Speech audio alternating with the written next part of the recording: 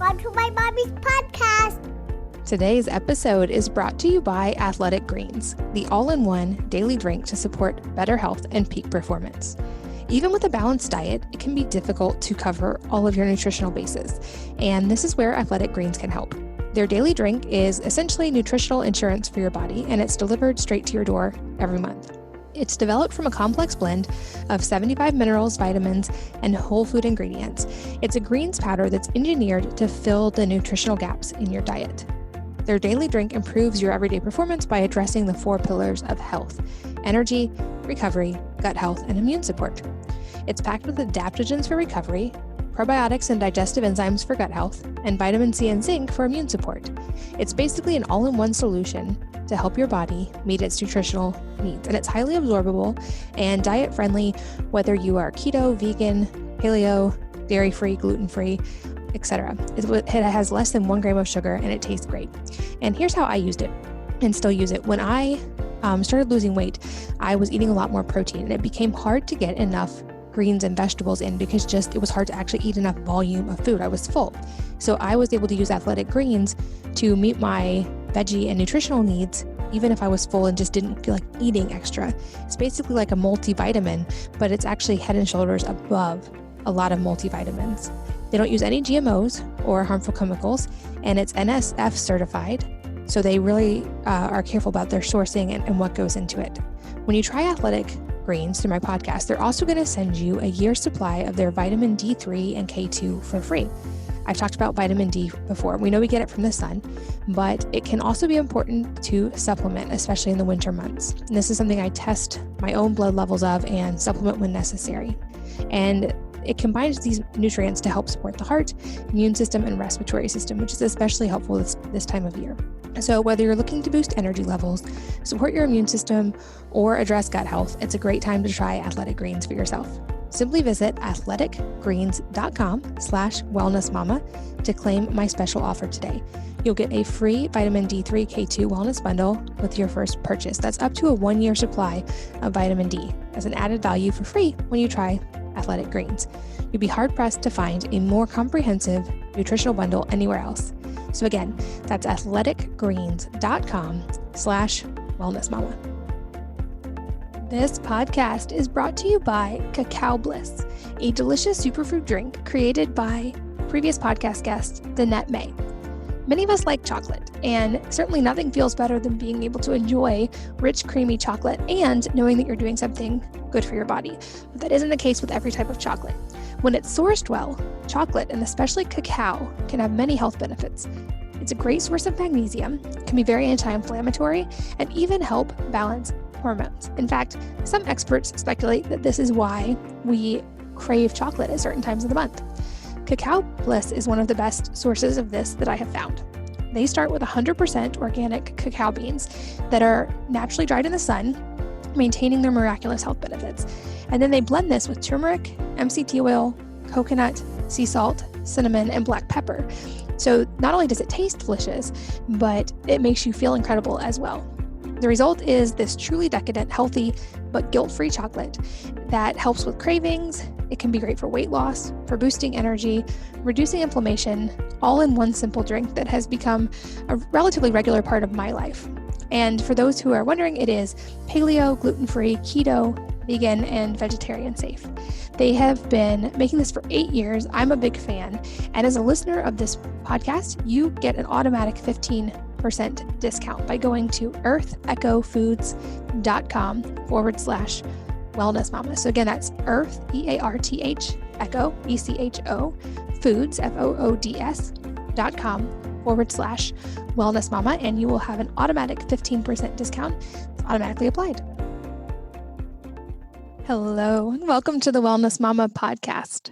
I'm Katie from wellnessmama.com and wellness.com, my new line of personal care products, including hair care, toothpaste, and hand sanitizer. You can find that at wellness.com. That's wellness with an E on the end. This episode brings back one of my favorite guests and one of your favorites as well, because he is one of the most requested repeat guests I have. I'm here with Ari Whitten. He is a best-selling author, a nutrition and lifestyle expert, and founder of the Energy Blueprint. He's also one of my most trusted health resources personally, and someone whose research I have a tremendous amount of respect for. He has been studying and teaching health science for over 20 years. He has a Bachelor of Science in Kinesiology and has completed the coursework for his PhD in clinical psychology. But for the last 10 years, he's teamed up with world-renowned scientists from all over the world and physicians to develop his energy blueprint system, which you can find at theenergyblueprint.com. In this episode, we tackle what should not be, but often is, a very controversial topic, which is sun exposure. And he makes an incredibly compelling case for why sunlight is as important as nutrition or exercise when it comes to health and lifespan. And we tackle things like why sunlight is actually important for reduction of all-cause mortality, why it's not as simple as a link between sun exposure and cancer, and a whole lot more. It's an incredibly fascinating episode. I know that you will learn as much as I did from this. And so without further ado, let's join Ari Whitten. Ari, welcome back. Thank you so much for having me, my friend. Always a pleasure. I'm excited to chat with you again. You've been one of the most requested return guests. People loved our other episodes, and I'm glad to have you back again. I know we have a lot of topics we can jump into today, but I think one that is top of mind for both of us and that you have expertise on, I'd love to start with is the science behind sunlight. Certainly, it's not a secret that this is a semi-controversial topic, especially when it comes to things like skin cancer, but I know from what we've talked about before we went live, there's a lot more to it than just that. And I'd love to kind of just start broad and then I'll delve into some specifics from there. But kind of give us the overview of the benefits of sunlight beyond just, a lot of people maybe have a passing understanding of vitamin D, but above and beyond that. Yeah, well, that's a great segue, the vitamin D aspect of things. And also let me say thank you for having me on, and I'm really glad to hear that I was so requested. That makes me feel all warm and fuzzy inside. So, sunlight. I mean, this is a topic we can talk about for hours, but I'll hopefully won't take hours of your time to do it. I'll give you a more succinct version. So, the vitamin D segue is a good point, because outside of sunlight, vitamin D, most people really have no idea about why sunlight is important to their health. And what I hope to explain in this podcast in great depth, with a lot of evidence to back it up, is that the benefits of sunlight are extremely profound, that sunlight is as important to your health as good nutrition and exercise and good sleep and avoiding lots of psychological stress. It is one of those key fundamental movers and shakers of whether we end up healthy or whether we end up diseased. And at the same time, it is one of the most neglected, one of the least well understood. And not only that, but to go beyond just poorly understood, it is misunderstood. It is understood by most people as something that is actually, in many cases, harmful to their health, is something that we need to avoid and be careful of. Yes, we get vitamin D, but in general, we should try to avoid the sun because the sun has this potential to harm us, and instead we should just take our vitamin D pills, and that really gives us all the benefits of sun anyway. And once we do that, then we can avoid the harms of the sun, still get the benefits with vitamin D, and everything is great when you do it that way. And this just could not be further from the truth. The reality is the sun is vital for our health in many, many different ways. Its benefits extend way beyond the vitamin D story. There are many layers of mechanisms of how sun benefits our health and impacts our body beyond just vitamin D. And vitamin D is certainly important, but there's many other layers that are also very important. And most people just are missing out on this huge host of benefits that we get from the sun.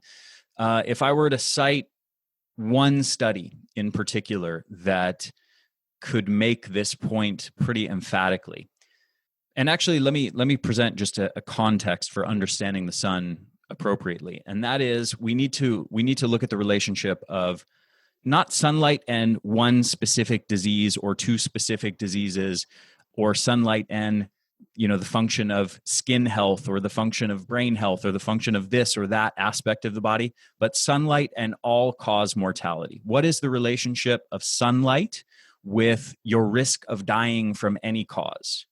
Okay. Now, if it were the case that there was a clear relationship that people who get more sun exposure have increased risk of dying earlier compared to people who get less sun exposure, then really nothing else in this whole discussion matters.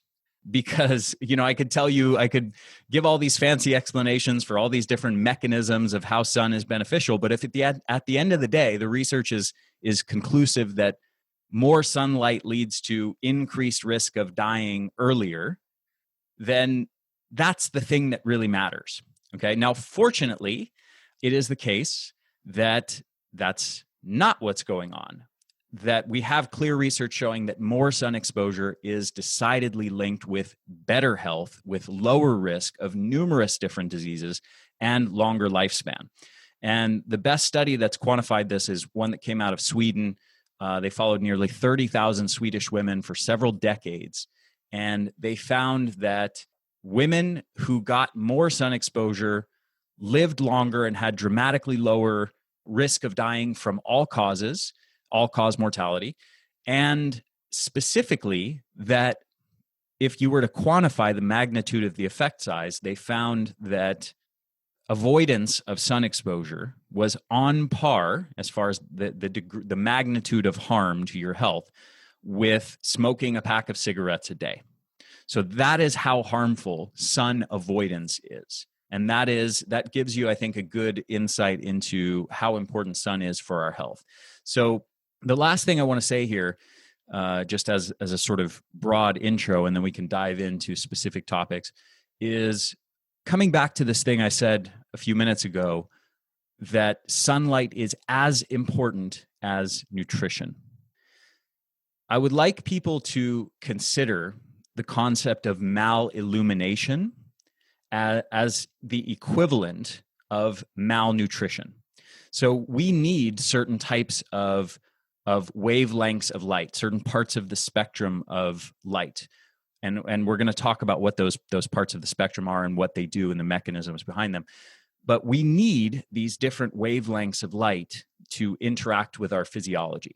And these different wavelengths can be thought of like nutrients. In the same way we think of, when it comes to food, you need certain amounts of protein and carbs and fats, certain kinds of fats, and certain, kinds of carbohydrates, and you need certain amounts of fiber, and you need phytonutrients, and all these different things. We have all these different kinds of nutrients. We have micronutrients, vitamins, and minerals, and so on.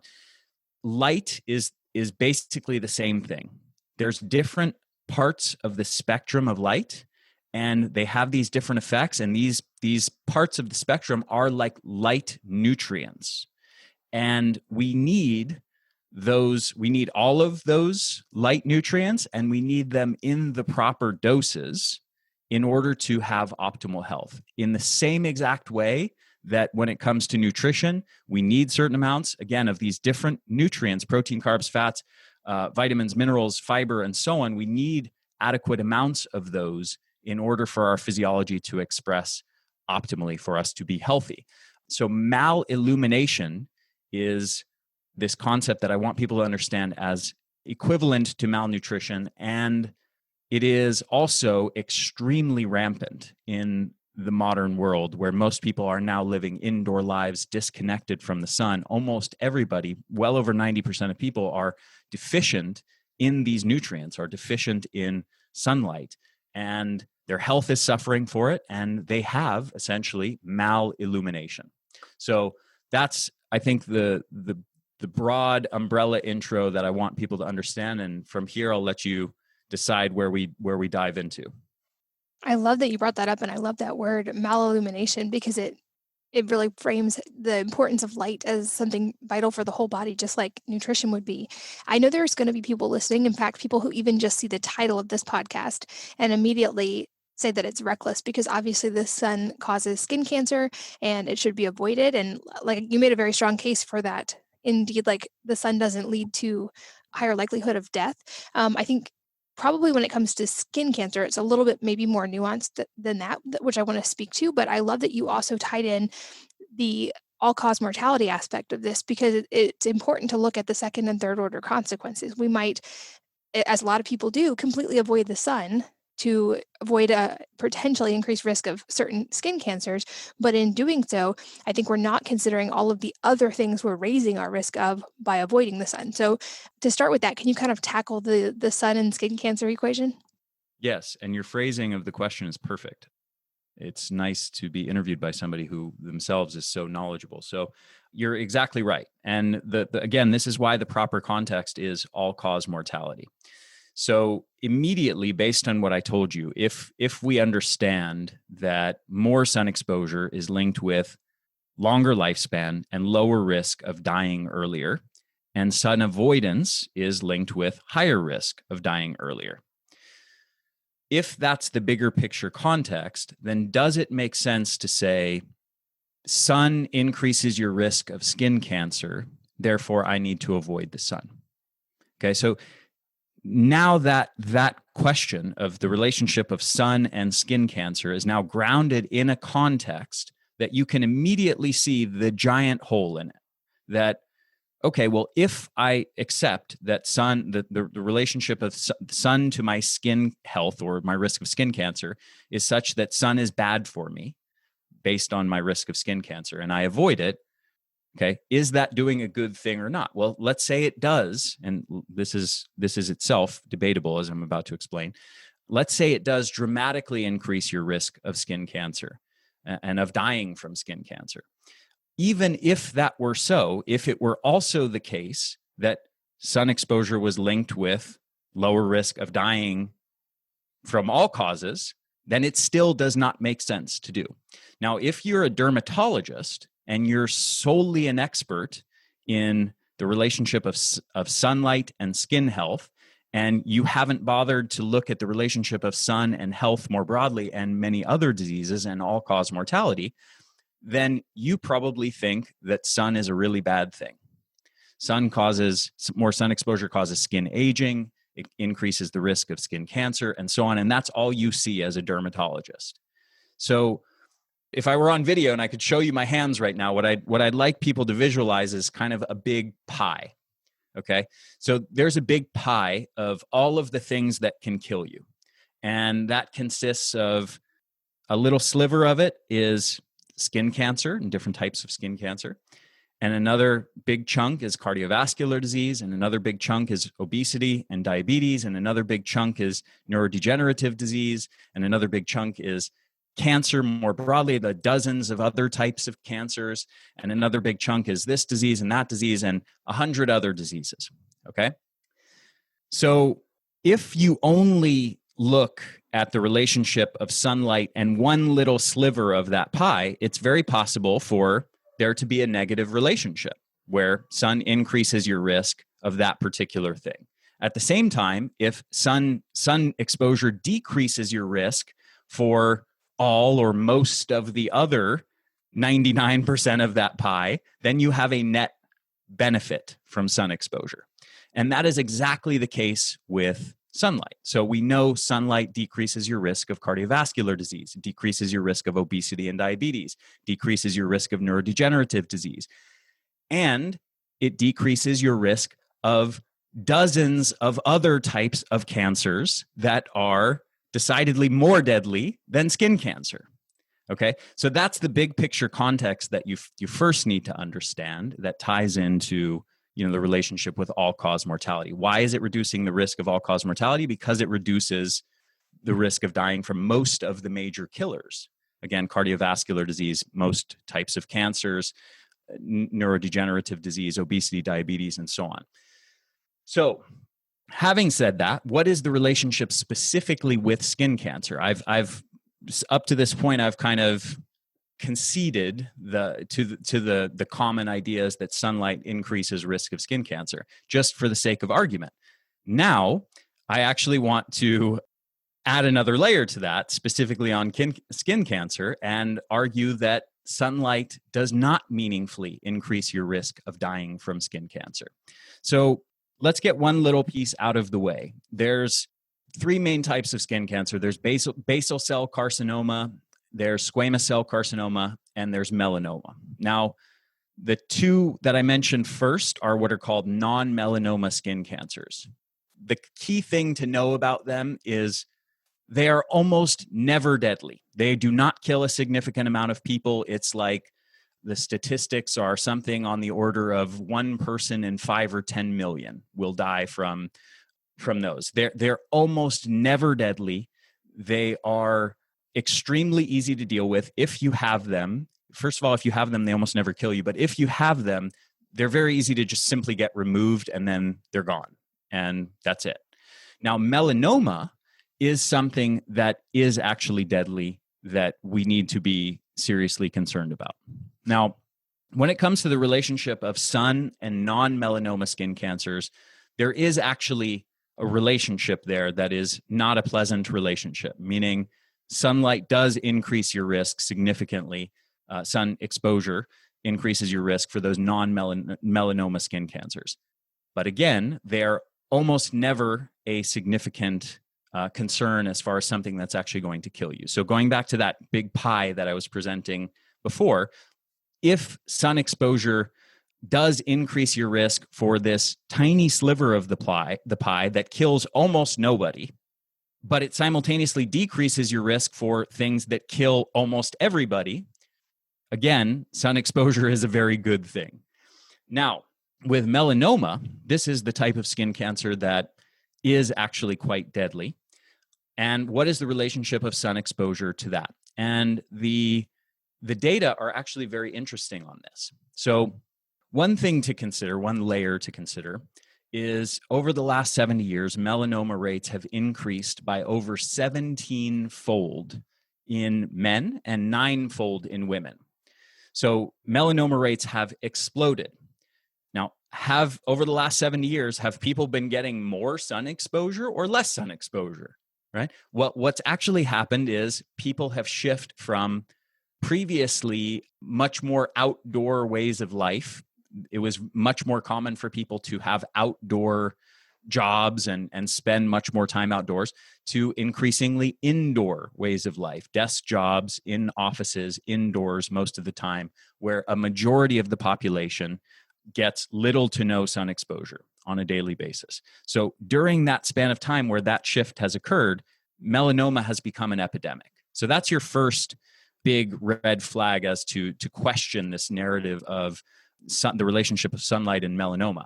Now, in addition to that, there is also data, and this is probably the most important data in my mind, comparing outdoor workers to indoor workers. So this is a very obvious way to test the theory if more sun exposure leads to higher risk of melanoma.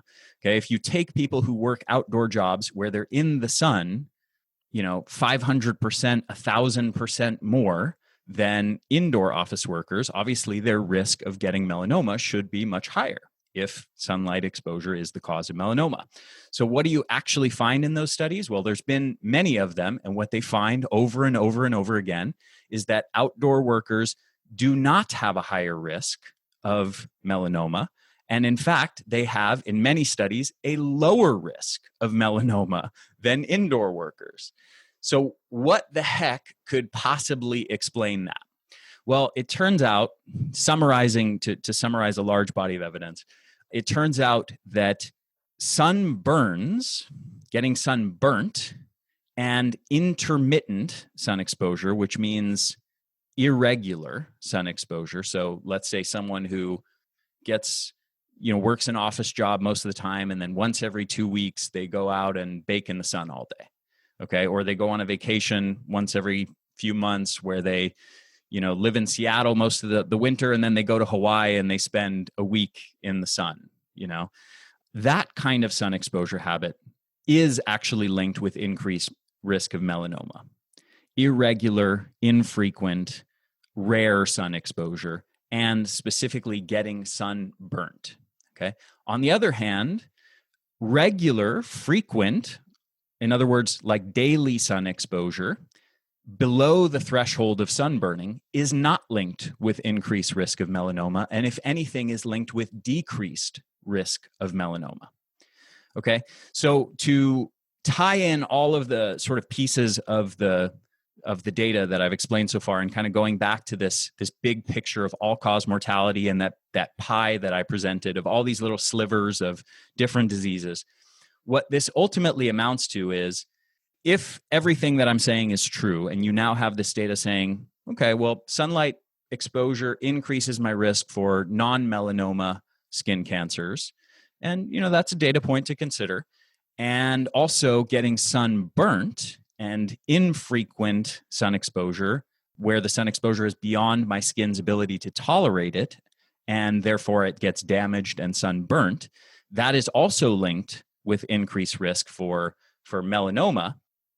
Well, there's basically two options that you have in order to sort of respond to this. One would be, well, I guess I should just stay out of the sun entirely. Or the other one is, I guess I should get regular, frequent sun exposure below the threshold of sunburning. So you have those two options. Now, again, going back to that big picture of all-cause mortality and looking at the context of all the relationship of sun exposure and all different diseases, option number one of complete sun avoidance dramatically increases your risk for dozens of different diseases, including over 15 different types of very deadly cancers, much deadlier than skin cancer. Option number two of regular frequent sun exposure not only does not increase your risk of melanoma, and if anything decreases it, but simultaneously also decreases your risk for dozens of other types of diseases, including the diseases that are the major killers that kill the vast majority of people. So anyway, hopefully that decision is obvious at this point, and that is the right context to understand the relationship of sunlight and skin cancer, is in that bigger, not only understand the relationship of intermittent versus frequent regular sun exposure and how those things differ in their relationship to melanoma, but again, this bigger picture of all-cause mortality. And then once you understand that, the decision is pretty obvious that regular frequent sun exposure is a way, way smarter decision than trying to avoid the sun altogether. That was such a comprehensive explanation. I love it. And I think the next step is to delve into potentially some of the reasons and the mechanisms by which those outcomes happen. Because I think sunlight often gets simplified to the very simple UV light, vitamin D, skin cancer debate. And it's so much more than that. So there's so much more to sunlight than just UV light. And it has so many more mechanisms and reactions in the body than just creating vitamin D. So can you break down kind of all that comes from the sunlight besides just UV, and then how those things impact the body in different ways?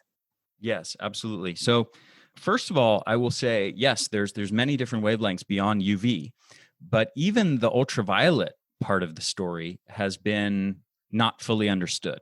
So yes, there's vitamin D, and vitamin D is really important. Let me not neglect that, because that vitamin D influences over and regulates over 2,000 genes in your body, and has a profound impact not only on the skeletal system, the musculoskeletal system, but basically on all of the systems of the body: immune health, chronic inflammation, brain health, the health of many, many different organs in the body, different hormonal systems.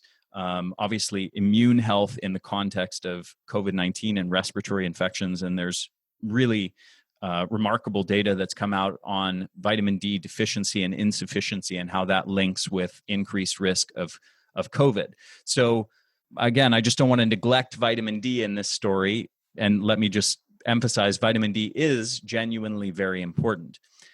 In addition to that, just still staying with the UV part of the story, UV light also has several other mechanisms of how it affects us. So one mechanism is it affects something called the melanocortin system, and a compound called melanocyte stimulating hormone. And this is a hormone that is secreted in response to sun exposure that sends a signal to the skin to basically increase melanin production to darken the skin, to create a tan.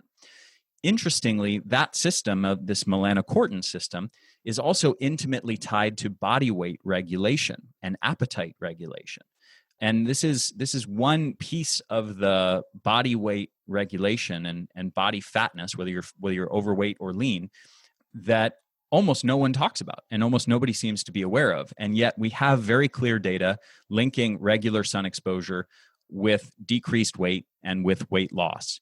So we know that this melanocortin part of the system is at least part of the mechanism behind body weight regulation and appetite regulation. That's really important, in addition to what's going on with the skin and melanin. It also regulates genes in relationship to inflammation and immune function as well.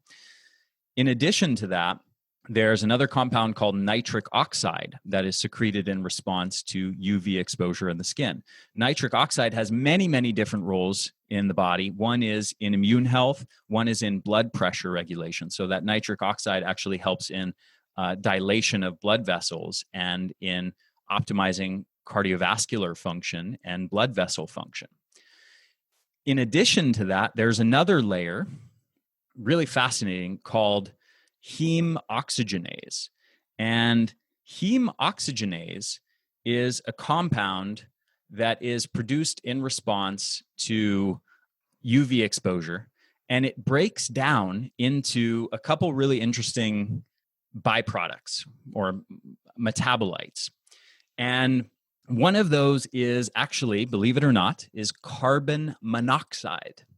So like the carbon monoxide that can poison you and kill you, well, it turns out that our bodies actually produce small amounts of carbon monoxide.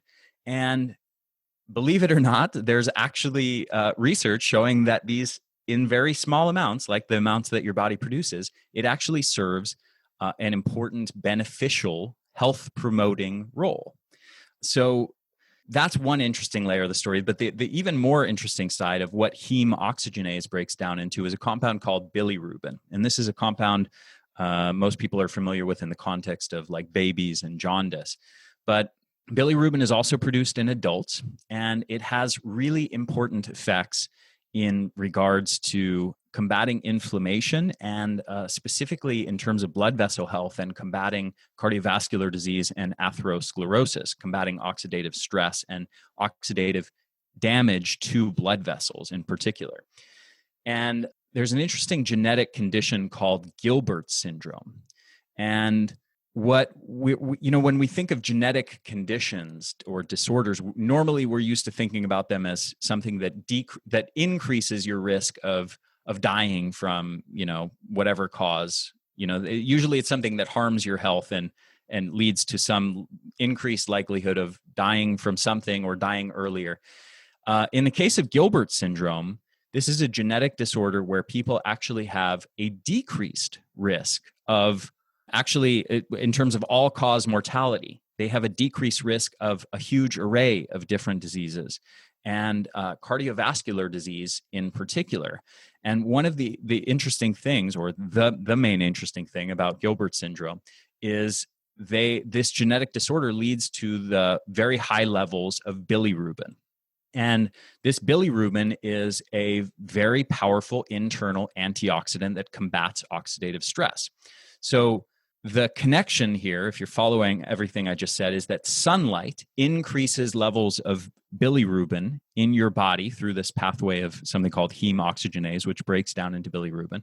So through getting more sun exposure, you have increased levels of bilirubin, ultimately decreasing your risk of oxidative stress and oxidative damage, like what is seen in Gilbert syndrome.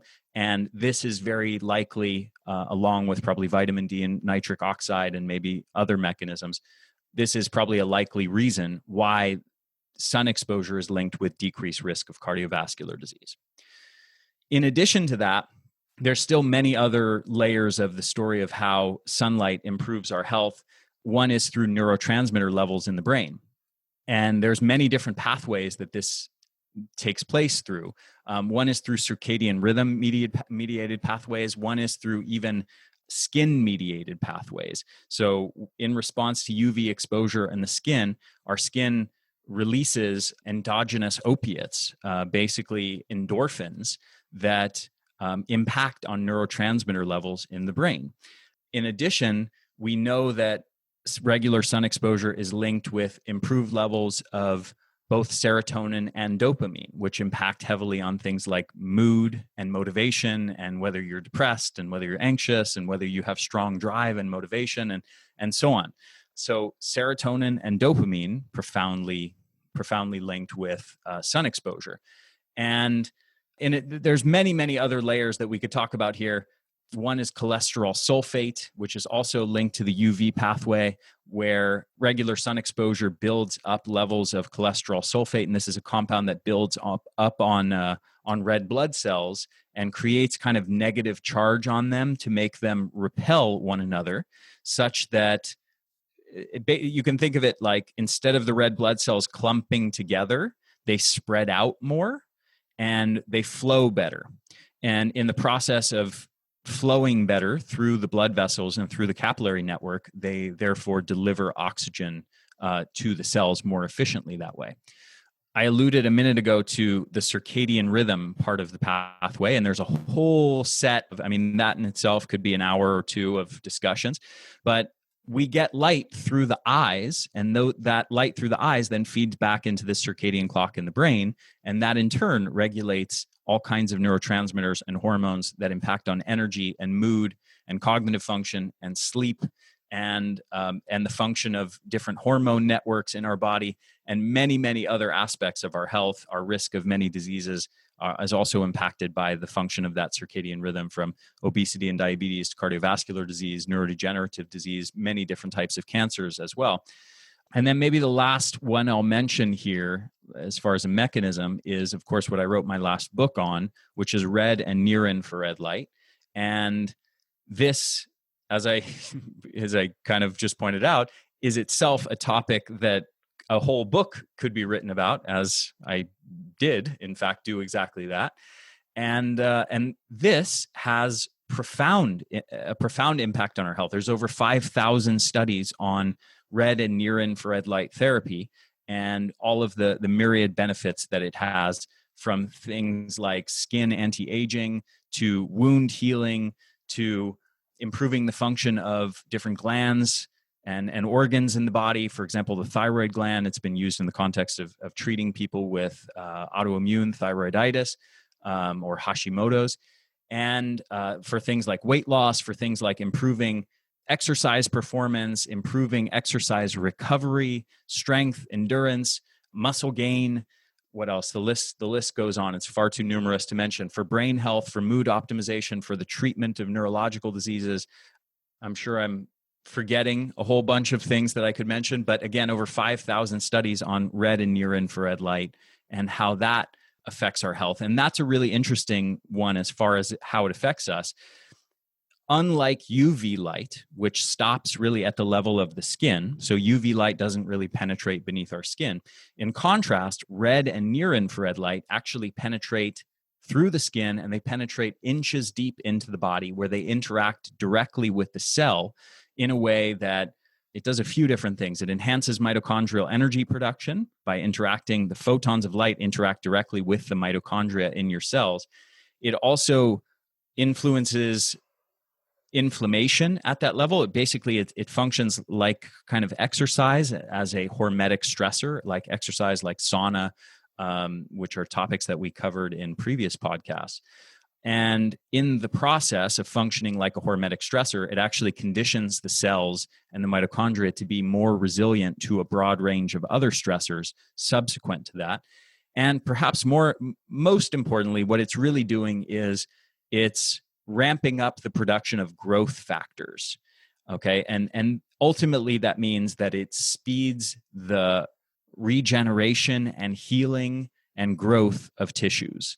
So, and it does so in a tissue specific way. So depending on the specific tissues that we're talking about, for example, in the brain, it ramps up levels of things like BDNF and NGF, that's brain derived neurotrophic factor and nerve growth factor, things that enhance brain cell regeneration and growth and neuroplasticity, as well as in the muscles, we have things, the various muscle growth factors, IGF-1, for example.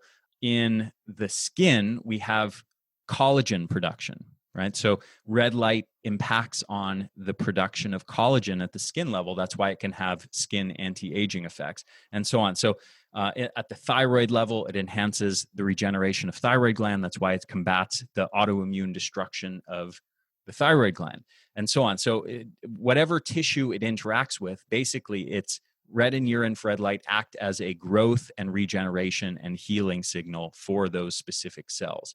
So that's kind of a broad overview of many of the specific mechanisms and pathways of how sunlight is impacting our health. But the one last thing I want to say to tie things up with your original question is I hope from my answer there, people can understand that the story of how sunlight benefits our health goes way beyond the vitamin D story. And you cannot just pop a vitamin D pill and, think that you're getting the benefits of sun exposure. You're absolutely not. You're getting some of the benefits of vitamin D, certainly, but you're missing out on a dozen other layers of benefits that we're getting from sun exposure that are extremely important and have profound and powerful impacts on our health.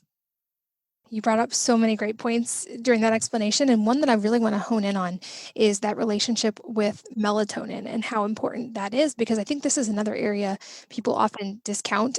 This is also the reason I make sure to get outside every morning as soon as possible after waking up, and also again during the brightest part of the day, if not more. But walk us through kind of that relationship with melatonin and sunlight and mitochondrial function, and then also maybe through ways we can increase that naturally or things that decrease melatonin, because people may be familiar with it as a sleep aid or a supplement they would take at night, but is that an option we actually want to pursue? Or if not, how do we do that naturally? Well, there's so much here. Okay, so first thing I want to do is connect the dots between melatonin and mitochondrial function. So most people know of melatonin as most people know of it as a sleep supplement, first of all, as something that they can buy in pill form that is good for sleep. Most people, I think, don't realize that melatonin is actually a hormone. In addition to being a supplement you can buy, it's actually a hormone produced by your body, and it's supposed to be produced in adequate amounts every night before bed and during sleep in particular. And melatonin has extremely important effects on the body. But again, what most people know it as is like, oh, melatonin, it's a sleep substance. It's a sleep hormone. Okay, well, I would argue melatonin is even more important to understand as a mitochondrial hormone. It is, first of all, it's produced by mitochondria, but it is extremely important for mitochondria, for mitochondrial health. And mitochondria are basically our cellular energy generators. We have between hundreds to thousands in almost every one of our cells in the body, with the exception of red blood cells and I think maybe one other type of cell. But mitochondria there's an increasing body of literature linking mitochondrial function, mitochondrial health to many different diseases and the process of aging itself. So there's something called the mitochondrial theory of aging. And the quick summary of it is basically the more you damage your mitochondria, the faster you age. The more you damage your mitochondria, the higher your risk of numerous different diseases. We know mitochondrial function is linked. It's over the last 10 years, it's become linked with almost every major chronic disease. So mitochondria are, needless to say, really, really important. Here's the connection with melatonin. In addition to being this sleep hormone, melatonin is actually pretty much the most powerful mitochondrial antioxidant in existence, bar none. And it's one of very few compounds that can even penetrate into the cell and into the mitochondria where it can exert those effects. So in addition to acting as a direct antioxidant at the mitochondrial level, which again, few things can do, it also acts to recharge the internal mitochondrial antioxidant and anti-inflammatory and detoxification system, something called the ARE, the antioxidant response element. And specifically, it basically recharges the internal levels of glutathione and superoxide dismutase and catalase, these powerful, antioxidant and detoxification compounds inside of the cell. So you can think of melatonin as this hormone that basically works to protect your mitochondria from damage and to recharge their built-in system to protect themselves. And that is supposed to happen in abundance to a high degree every single night. Now, the important thing to understand about that is the ability for that to happen is heavily dependent on the quality of your circadian rhythm. And the quality of your circadian rhythm is in turn mostly dependent on light and on your light exposure habits. So there's two parts of that. People listening to this, I'm sure, are familiar with the artificial light at night, blue light at night aspect of the story and the reason to wear blue blockers at night.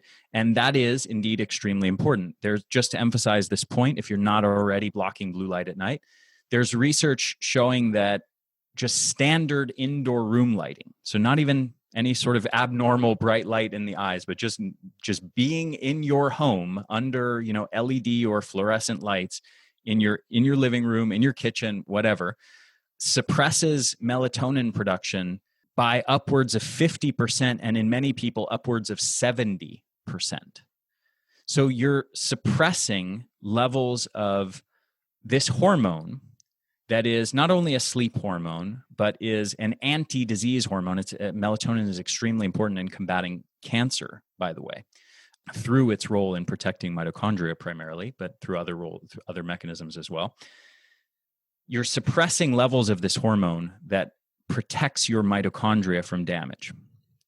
And in the process of that, what happens when you are suppressing by 50%, you're producing only 50% or 30% of the amount of melatonin that you should be producing every single night, night after night, for years or for decades.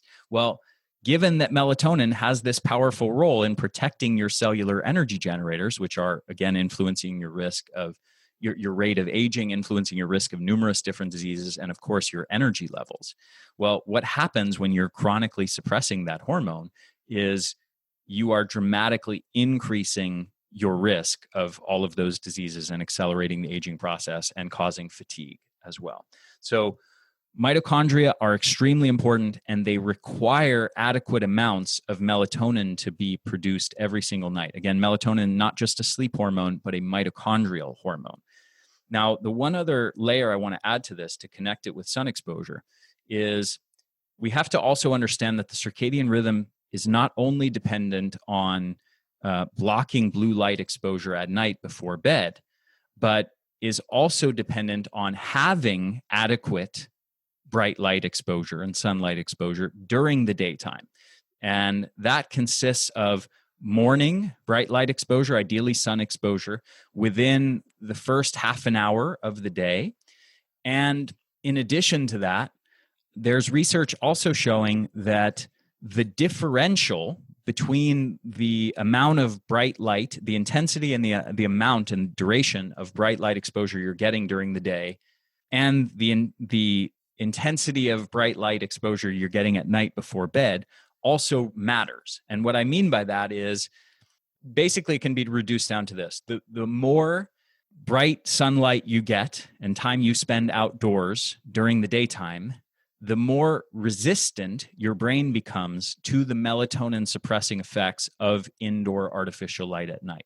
In other words, if you take somebody who has been in an office all day in indoor environments, not in the sun, at nighttime, that person is going to be, their brain and their circadian rhythm is going to be really sensitive to the melatonin suppressing effects of indoor light from their house, from their computer screen, from their phone, from their TV, and so on. On the other hand, if you take somebody who spends lots and lots of time outdoors and gets lots of sun exposure and gets morning sun exposure to set their circadian rhythm, that person's brain and their circadian rhythm is going to be much less sensitive, much more resistant to the melatonin suppressing effects of artificial light at night.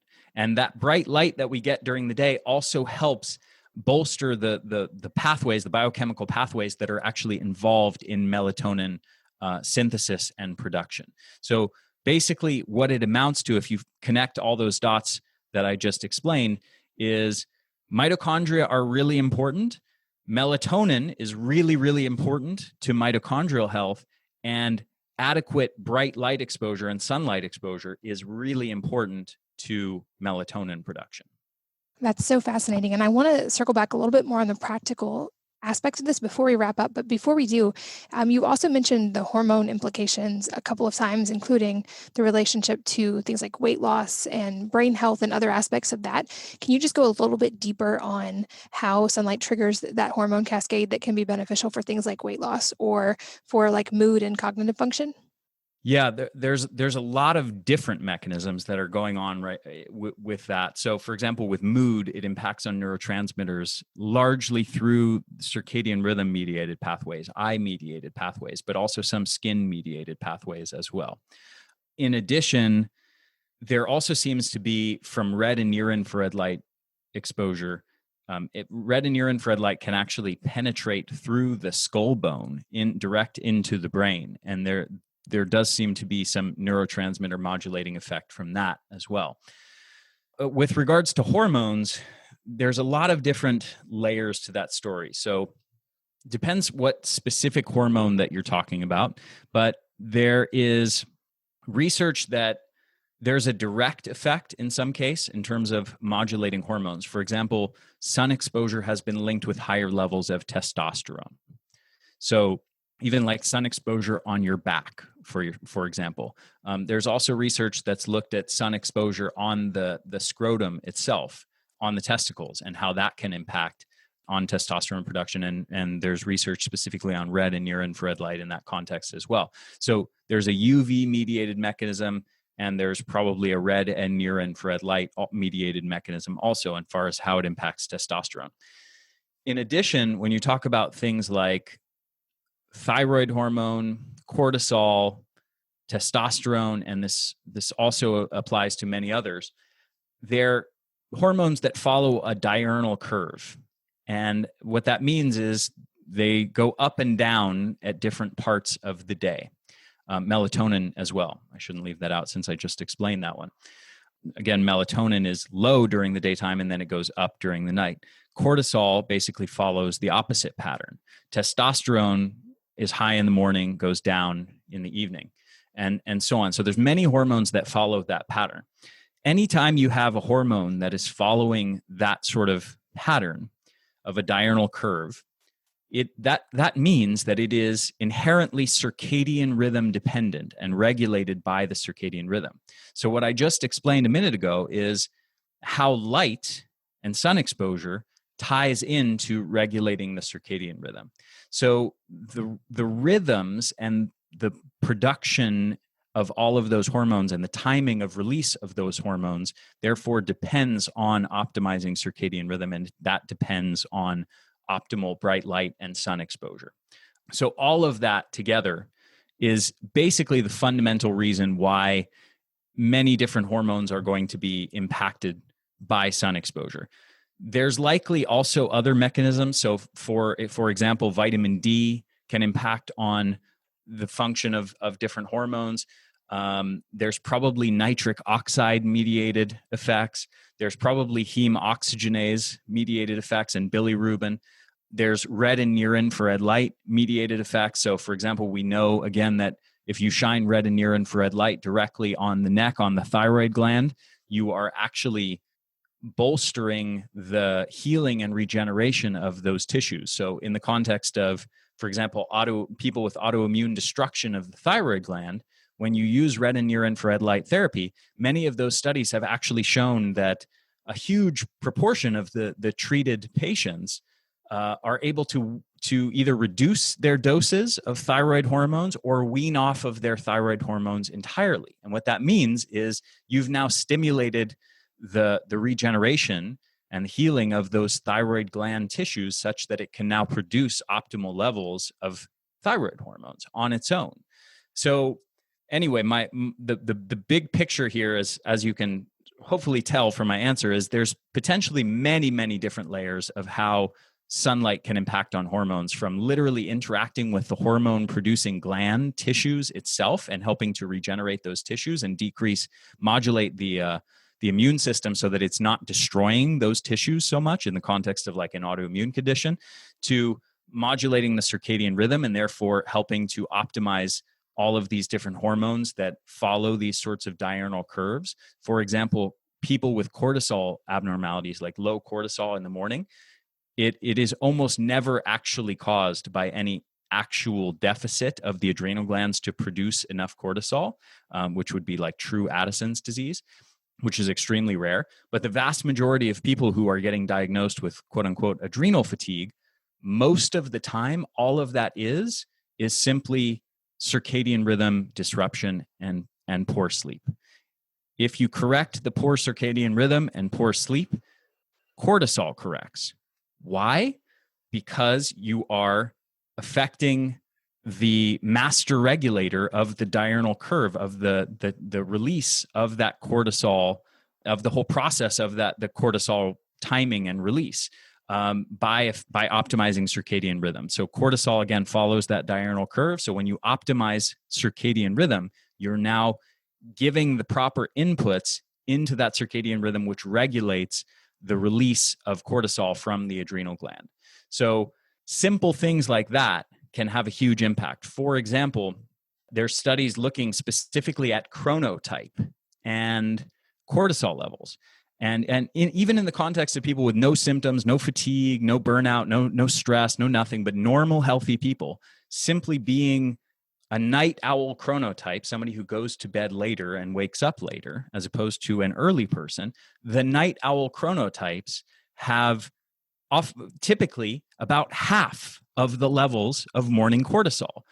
They have low enough cortisol that a person who believes in adrenal fatigue would literally see those levels of cortisol and say, oh my gosh, you've got chronic stress that's burned out your adrenal glands and has made it your adrenals can't produce enough cortisol. That's what's causing these levels of cortisol. When in fact, the research just shows that all that's really going on is that person is a night owl chronotype. Okay. And that is the primary reason that somebody would have that scenario. So just as one more layer to that, there's a great study that was done a few years ago where they basically took a bunch of self-proclaimed night owls, and this is one of my favorite studies. They basically just sent them on a camping trip. They said, go out in the wilderness and sleep in a tent, no artificial light sources. And guess what happened? All of these people that normally go to bed at 12:30, 1:30, 2:30 a.m., all of the sudden started going to bed at 10 p.m. and waking up at 6 a.m. without an alarm clock, without anybody compelling them to change their wake time and their sleep time. They did it all on their own, and they did it, in many cases, these are people that were convinced that they were night owls and that 2 a.m. was their natural bedtime. They've always done that. That's how they've been for their whole life, ever since they were a kid. Okay, well, all of a sudden you eliminate artificial light from it, and you will give them access to the outdoors where they have to spend out the outdoors outside in sunlight and in bright light. And all of a sudden, literally within days, they shift their bedtime, 2 to 3 hours earlier, and their wake time 2 to 3 hours earlier. So if you connect the dots with that and what I just explained about how chronotype relates to the cortisol curve, you can immediately see that those night owl chronotypes likely had what's called a very flat diurnal curve previously, which means they had low levels of morning cortisol of morning cortisol, and probably high or elevated levels of cortisol in the evening. Well, that whole shift in their cortisol levels, what would probably get them diagnosed as having adrenal fatigue, was purely just a function of their night owl rhythm, which is, in most people, as even in people who swear they're a night owl, that's how they've always been. For the majority of people, they're not actually true night owls, and their more optimal bedtime is probably 2 to 3 hours earlier than they think it is. And by making a shift like that, you can have a profound influence on all of the different hormones that are regulated and influenced by the circadian rhythm. So you can start to see how all of these different systems connect, and how sunlight connects to circadian rhythm, and how sunlight connects to the healing and regeneration of tissues, and how sunlight connects to vitamin D and the regulation of all these different and the regulation of all these different genes, and how sunlight connects to neurotransmitters, and how sunlight connects to melatonin and mitochondrial function. And once you piece this together, you realize that sunlight is having widespread effects on almost every system of the whole body. And it can absolutely influence all of those systems, from your brain function to your energy levels, to your sleep, to your levels of hormones, to your mood and neurotransmitter levels, and on and on and on, to your immune function and your risk of respiratory infections and dying from respiratory infections. Sunlight is just an amazing, magical thing. And I say magical as someone who's very much a science-based and evidence-based guy, because it really is magical when you start to understand all of these layers that I've just explained here.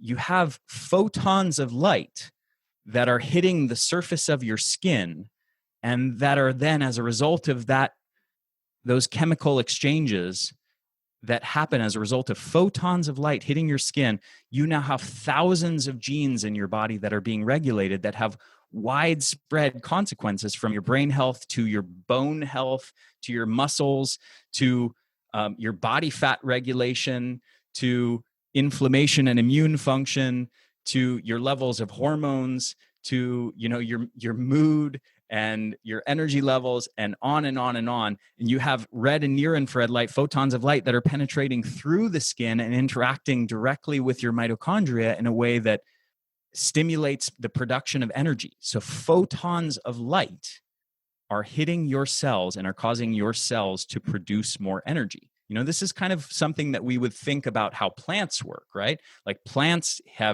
interact with photons of light. Most humans don't realize that their cells also interact with photons of light, that light is bioactive in humans and is modulating the production of energy in their cells, and is modulating the production of growth factors that literally help heal and regenerate those cells. So it really is magical when you understand, how all of these different parts of the spectrum of sunlight are interacting with different parts of your body through your skin, through your eyes, penetrating through your skin directly into the cells and into the mitochondria.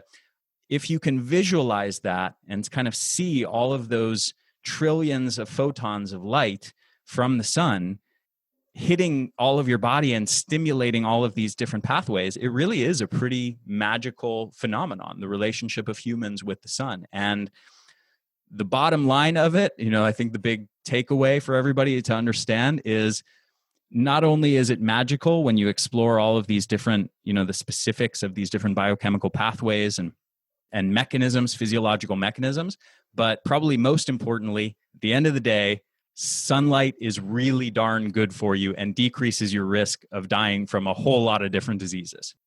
Definitely in agreement with you. That was actually a factor we considered in moving to where we currently live, was the number of days of sunlight and the type of sunlight here. Today's episode is brought to you by Athletic Greens, the all-in-one daily drink to support better health and peak performance.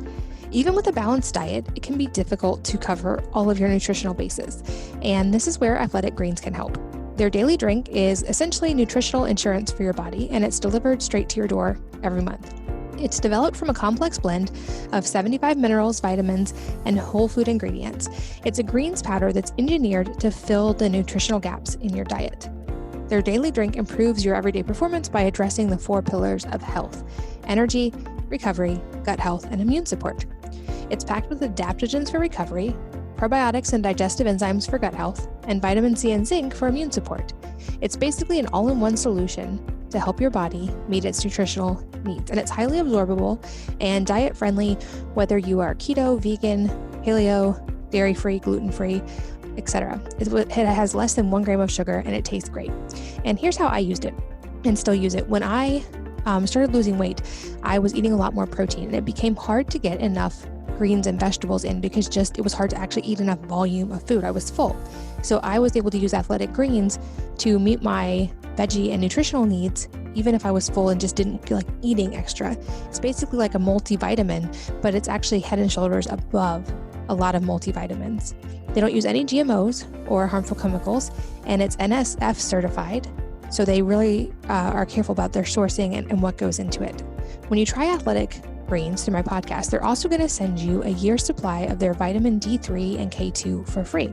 I've talked about vitamin D before. We know we get it from the sun, but it can also be important to supplement, especially in the winter months. And this is something I test my own blood levels of and supplement when necessary. And it combines these nutrients to help support the heart, immune system, and respiratory system, which is especially helpful this time of year. So whether you're looking to boost energy levels, support your immune system, or address gut health, it's a great time to try Athletic Greens for yourself. Simply visit athleticgreens.com/wellnessmama to claim my special offer today. You'll get a free vitamin D3 K2 wellness bundle with your first purchase. That's up to a 1-year supply of vitamin D as an added value for free when you try Athletic Greens. You'd be hard-pressed to find a more comprehensive nutritional bundle anywhere else. So again, that's athleticgreens.com/wellnessmama. This podcast is brought to you by Cacao Bliss, a delicious superfood drink created by previous podcast guest, Danette May. Many of us like chocolate, and certainly nothing feels better than being able to enjoy rich, creamy chocolate and knowing that you're doing something good for your body. That isn't the case with every type of chocolate. When it's sourced well, chocolate, and especially cacao, can have many health benefits. It's a great source of magnesium, can be very anti-inflammatory, and even help balance hormones. In fact, some experts speculate that this is why we crave chocolate at certain times of the month. Cacao Bliss is one of the best sources of this that I have found. They start with 100% organic cacao beans that are naturally dried in the sun, maintaining their miraculous health benefits. And then they blend this with turmeric, MCT oil, coconut, sea salt, cinnamon, and black pepper. So not only does it taste delicious, but it makes you feel incredible as well. The result is this truly decadent, healthy, but guilt-free chocolate that helps with cravings. It can be great for weight loss, for boosting energy, reducing inflammation, all in one simple drink that has become a relatively regular part of my life. And for those who are wondering, it is paleo, gluten-free, keto, vegan, and vegetarian safe. They have been making this for 8 years. I'm a big fan. And as a listener of this podcast, you get an automatic 15% discount by going to earthechofoods.com/wellnessmama. So again, that's Earth, EARTH, Echo, ECHO, Foods, FOODS.com/wellnessmama, and you will have an automatic 15% discount. It's automatically applied. And I think you've made such a strong case for this. I would hope a lot of people listening are understanding that they probably need more sun exposure. And if that's the case, I'd love to hear you just kind of break down on a practical level what an optimal relationship with light and sun exposure would look like. And then for people who can't do the optimal, what kind of the minimum effective dose we absolutely need to get of light and sun exposure to start hitting these health cascades are. Yeah, great question. And a somewhat complex answer. So it is very individual as far as what the optimal doses are. And the reason why it's individual is it's heavily dependent on your skin type. It's dependent on a few factors, your age, your body fatness, but especially skin type. So the breakdown of that is you can do a Google image search, or I don't encourage you to use Google these days. Do a DuckDuckGo image search for Fitzpatrick skin types. And then you can identify what type of skin you are. So there's 5 or 6 different Fitzpatrick skin types, all the way from a number 1, which is very pasty white, probably somebody from Irish ancestry and oftentimes redheads. And actually, interestingly, these people have a different type of melanin completely compared to normal Caucasian people or Black people. So a normal Caucasian person, for example, someone like me, has actually more in common, I have the same type of melanin as a Black person from Africa, my melanin is more similar to them than it is to a Irish person who's a redhead. It's kind of interesting fun fact. But on a practical level, the people with very white, very pale skin types, especially Northern Europeans and people from that ancestry, have a way, way, way lower skin tolerance than someone who is Asian with darker skin, or somebody of more Mediterranean ancestry or Middle Eastern ancestries. For example, my ancestry is from largely Mediterranean areas, kind of a ring around the Mediterranean area, and I have kind of a mid-tier 3-4 Fitzpatrick skin type, kind of a more olive skin type, and then people who have very dark skin from India, from Africa, in terms of their ancestry. These people have even a higher tolerance for ultraviolet light exposure from the sun than someone like me. And these people can, as a result, so it's not just their tolerance for sun exposure, it's also their need for sun exposure. So because of that ancestry that has programmed your skin to produce that much melanin, you actually require larger amounts of sun exposure in order to synthesize adequate levels of vitamin D and get all of these other benefits of sun exposure. So your skin type, what you can actually see in the mirror, is actually an excellent guide to how much sun you need and how much sun is optimal for you. Now, I will say that my personal thoughts on this are, as a general rule, I think most people should do two things. They should get the most sun exposure that they can below the threshold of sunburning. Now, for somebody who's a Fitzpatrick skin type 1, who's got very pale skin, their threshold for sunburning at first might literally be 3 minutes of like sunbathing before their skin is at the limit. Whereas somebody with extremely dark skin from African ancestry, or a very dark skinned person from India, for example, or Papua New Guinea, or someplace like that, these people might get 2 hours of sun exposure before they're at their threshold of sunburning. And I'm talking about it as a starting point. Now, once you build up through regular sun exposure, you start to build up a tan, okay, assuming you are of a Fitzpatrick skin type that actually can tan. The Fitzpatrick skin type 1 basically cannot tan at all, essentially, almost no matter what level of sun exposure they get.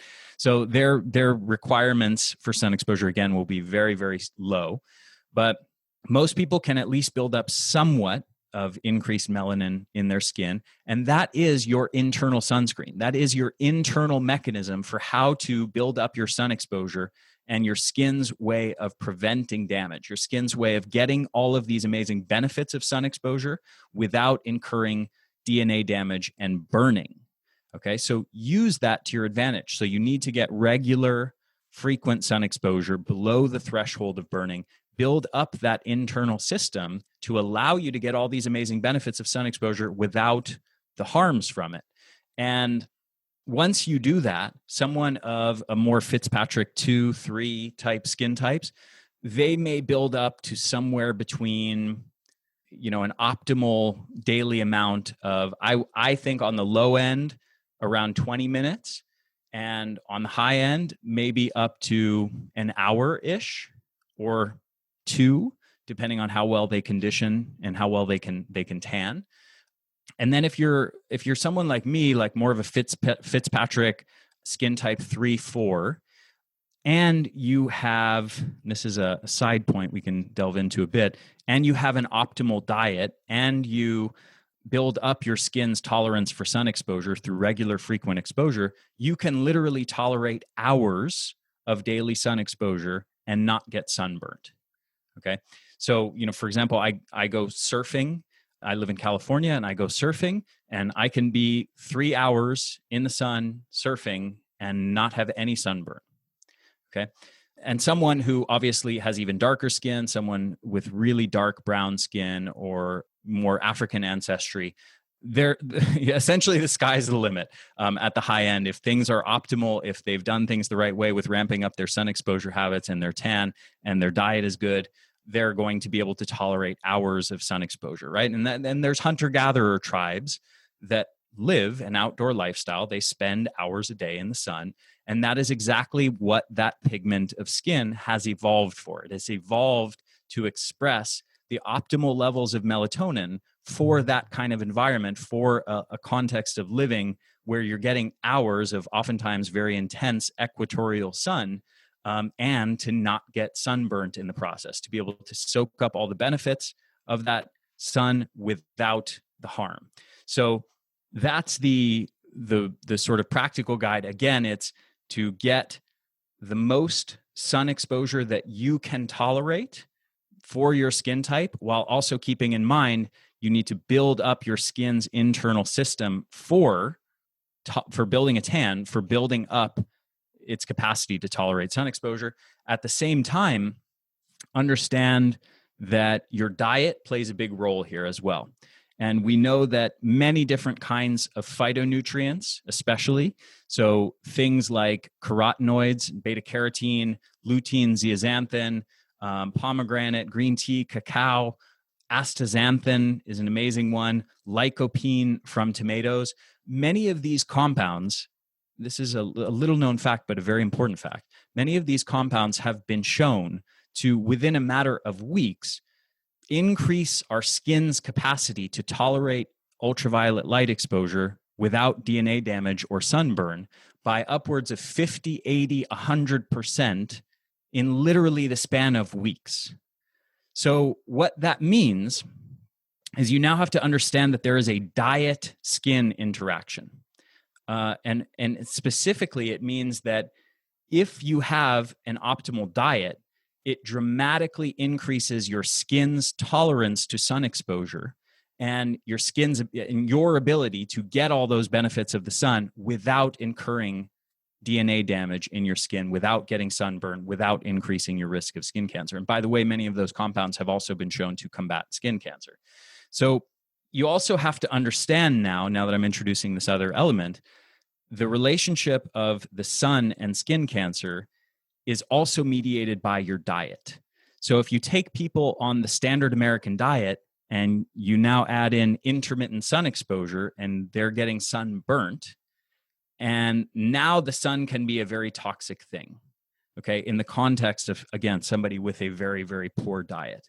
But if you do sun exposure the right way and you ramp up your sun exposure through regular, frequent sun exposure below the threshold of sunburning, and you also optimize your diet to increase your skin's resilience to ultraviolet light exposure, you build up a tan, you have optimal diet. Now you're in a position where you can tolerate way, way, way bigger amounts of sun exposure without getting burned. And I see this all the time in the Energy Blueprint members, the people in my program. These are people who, I mean, I hear it literally all the time. People, Fitzpatrick skin types 1 and 2 and 3. People who, once they implement the dietary changes and they do smart supplementation, for example, with things like astaxanthin, they go from, they say, hey, I used to only be able to tolerate 5 minutes of sun exposure and I would get burned. And now I can be out in the sun for an hour and I don't get burned. Okay. So that's literally how big of a difference it can make. It can 20-fold your tolerance for sun exposure without getting burned. And that's a really important aspect of all of this. So hopefully, you understand why my answer wasn't just, oh, people need to get 15 minutes of sun exposure a day, like you see in so many articles online. In order to get, 5,000 IUs of vitamin D, make sure to get, 10 minutes of sun exposure at 2 p.m. or 11 a.m. or something like that. I think those kinds of the one size fits all advice is nonsense, because there are people who I would say that kind of advice applies more to people with Fitzpatrick skin type 1 and 2, if anything. It's very, very conservative, very low end type of advice for dosing of sun exposure. And it's completely inadequate for people with darker skin. So the people with darker skin need way, way more sun exposure in order to have optimal levels of vitamin D and optimal levels of the other different benefits of sun exposure. So base it on your skin type. At the same time, you should be trying to maximize the level of sun exposure without getting sunburned, and maximizing your diet to facilitate that process as well. I'm so glad you brought up the link with diet. And I can attest to this myself, just like your members in your energy blueprint, in that when I started making dietary changes for my thyroid and for other aspects of health, which ended up being a much like a lower inflammation diet, lots of phytonutrients, my sun tolerance went up drastically. And I would be one of those cases with an Irish-Scottish background. In high school, I could spend 5 or 10 minutes in the sun and be burned. And now I regularly spend several hours outside with my kids and don't burn at all. I also love that you kind of dispelled the myth that any type of tan whatsoever is automatically damaged and bad for the skin, because that's another thing I hear often from skincare professionals is, a tan is a sign of skin damage and it should be avoided at all costs. And like you explained, is actually part of the body's natural process. And it's really important, actually. Yes, exactly. And when people are saying that's actually just a total misunderstanding. These are the people who say that are the people who are basically saying any amount of sun exposure is harmful. You should avoid the sun because sun is bad. And as I've hopefully made the undebatable case for in this podcast, that paradigm is gibberish. It is nonsense that comes only from ignorance of the full body of data around the relationship of sun and human health more broadly. So to imagine that basically what they're doing is they're saying sun is bad, you should avoid the sun, and a tan is a sign that you haven't avoided the sun. Therefore, a tan is bad. But actually what a tan is your body's internal mechanism for protecting from skin damage from sun exposure. It is your body's internal sunscreen. So to call that a harmful thing, to say a tan is itself a harmful thing, is just pure ignorance. Thank you for that added explanation. You are definitely one of my favorite people to learn from because you're so well researched. And this has been fascinating. I feel like I could probably talk to you for another hour and a half easily about this. And I think we're just going to have you on again soon because you're such a wealth of knowledge. But Ari, I really appreciate your time and everything that you've shared here. Where can people find you and stay in touch and keep learning? Yeah, the best way to do that is on the energyblueprint.com. And I have a variety of online programs. I have the Energy Blueprint. That's my flagship program for increasing human energy levels and helping people with chronic fatigue get back their energy, and also people with normal energy levels get to superhuman energy levels. And I recently released a fat loss blueprint program as well, which is it's not the basics of fat loss. It's more like an advanced lifestyle strategies approach to fat loss.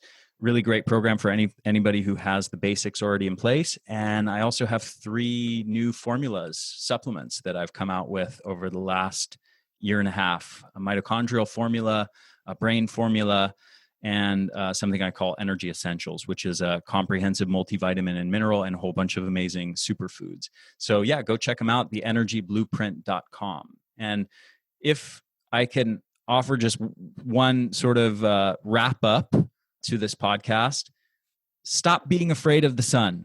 Go get your sun exposure. It is literally as important as good nutrition and exercise to your health. So don't neglect it. It is vital to disease prevention and to your mood and to your energy levels and to your sleep and so much more. So get the sun. Don't neglect it. I love it. And I'll make sure all of those resources you mentioned are linked in the show notes at wellnessmama.fm. So if you guys are exercising or driving, you can find all of those links there. Ari, it's always such a pleasure. Like I said, we'll have to have you on again. This has been an awesome, enlightening conversation, and I'm really appreciative of your time. Yeah, thank you so much for having me, and thank you for inviting me on again. It's always a pleasure to connect. And thank you, as always, for listening, for sharing your most valuable resource, your time, with both of us today. We're so grateful that you did. And I hope that you will join me again on the next episode of the Wellness Mama podcast. If you're enjoying these interviews, would you please take 2 minutes to leave a rating or review on iTunes for me? Doing this helps more people to find the podcast, which means even more moms and families can benefit from the information. I really appreciate your time, and thanks as always for listening.